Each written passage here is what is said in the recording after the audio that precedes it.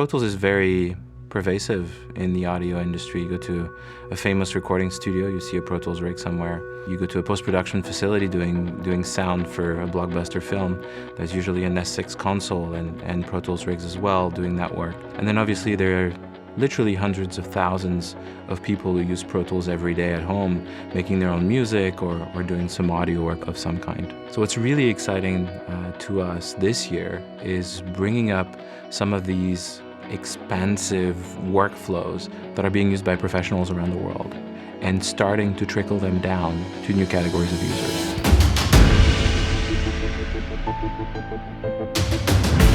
So S1 is a new control surface from Avid. It's an 8-fader unit, features motorized faders, also a number of knobs and encoders, and a neat little slot to put a tablet where our Pro Tools control app will be running, giving you some visual feedback, some additional control, and all of your metering.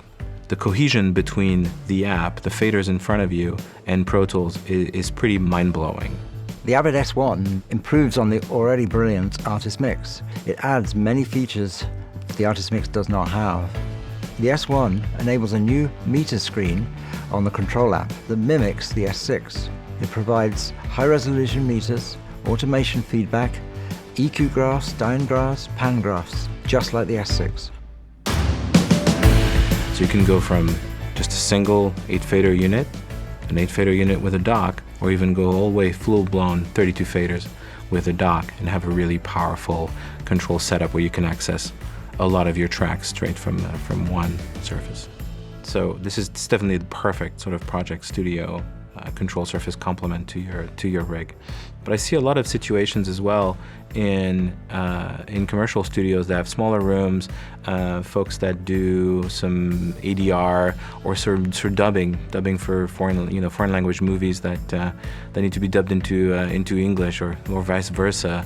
They don't really need a full-blown control surface, big mixing workflow, but they do need some amount of tactile control over levels and other things, and do some little pre-mixing in smaller rooms. So this is the perfect complement to rooms like that. All of our control surfaces today are Yukon control surfaces. They're not only capable of driving Pro Tools, but they can drive other DAWs out there and many video applications as well.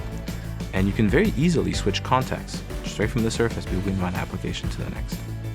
And more of these hybrid workflows are out there.